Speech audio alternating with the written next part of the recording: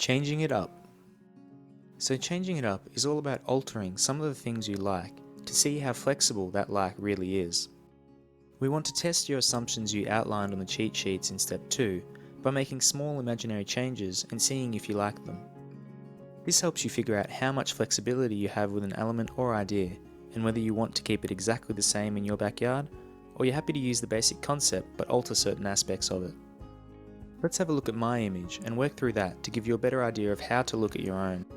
So looking at my wall, I can go through each category on the Elements page and then the Design Aspects page. Starting with material, what would happen if I alter the material from grass to something else while we keep all the other elements the same? Stick to one colour and have some texture variation? Personally, I like the grass, but can imagine a similar look with other materials like stone or timber. So for me, keeping grass isn't necessarily a must. There are situations where I could change the material and still keep some of the features I like about it. For colour, again, it doesn't really matter if it isn't green. I would not like bright or loud colours. I'd prefer something a bit more muted to blend into the background a little bit and allow the slight changes in texture and colour to be the features rather than something bold and bright. Green works well as it adds some life, but perhaps colour is more dependent on the material and surrounding environment than a must-be green mentality. Shape is an interesting one. If we look at the very rough sketch I did exploring some of the different potential changes, I think I definitely prefer the squares to the circles or triangles. Rectangles may work as well, but for me really the squares are the best shape and one I would definitely want on my feature wall regardless of material or colour.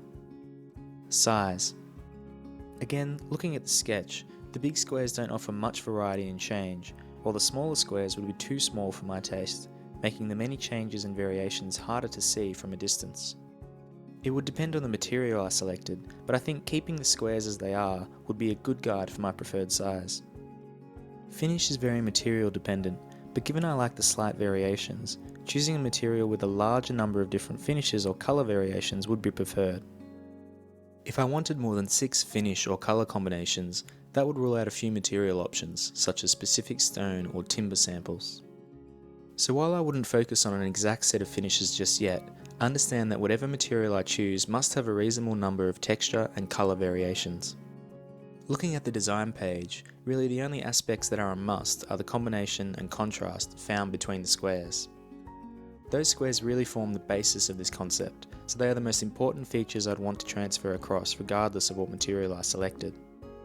Hopefully this gives you a better idea of how to change things up and how useful it can be to do this imaginary exercise. Now it's your turn to try redrawing your image and change things up a little bit. And don't worry if you are terrible at drawing, the idea is just to get a look at how they might work. My sketch is light and quick, but gives a reasonable indication. If you can use your imagination, that would be even better, but drawing can help act as a fresh slate to work from.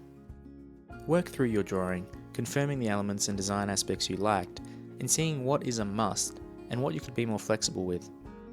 Once you've done this, it's time to tie it all together in the final step, step 4.